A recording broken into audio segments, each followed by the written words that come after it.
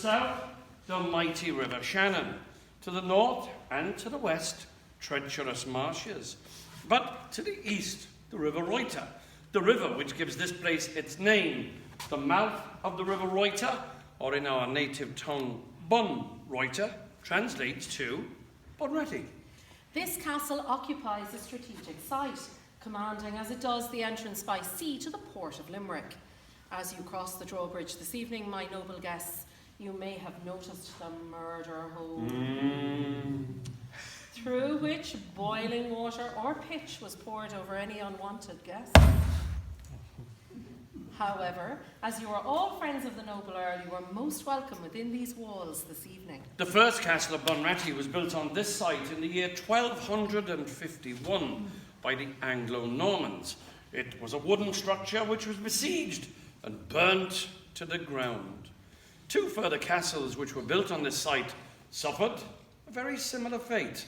The present stone castle in which we are now all assembled was built by Shea the McNamara in 1425. And for 2 centuries, this castle was the seat of the O'Brien family, who were the Earls of Thomond and the Kings of North Munster. We haven't got one here, have we? O'Brien.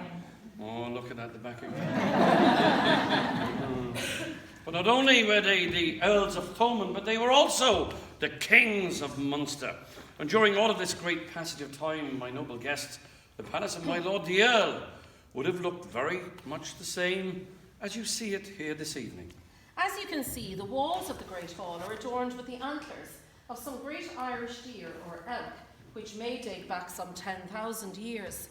For after its most recent restoration in 1960, the owner, the late Lord Gort, graciously furnished the castle with his own collection of medieval furniture and furnishings. You may care to take a closer look at the tapestries which adorn the walls of this, the Great Hall.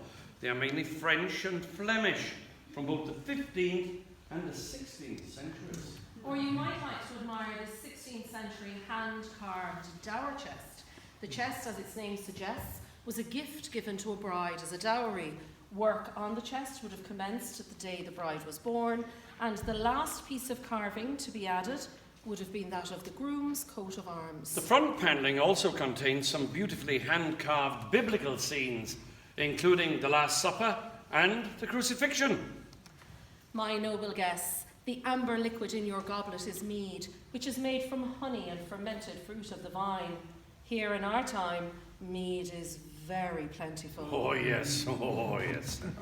And is particularly favoured by newly married couples. Mm-hmm. For we believe the honey in the mead to be good for fertility and virility. More mead, more mead. No more. The newlyweds would drink the mead for 1 month or 1 moon after the wedding ceremony, hence the expression honeymoon. Now the toast here in my lord's castle is Slainte Isail, which means good health and long life to you. So each time a toast is proposed, you may raise your goblets on high. Alright, go on, do, pretend. And repeat after me as with one voice. Slainte Isail. Slainte Isail. Very poor attempt.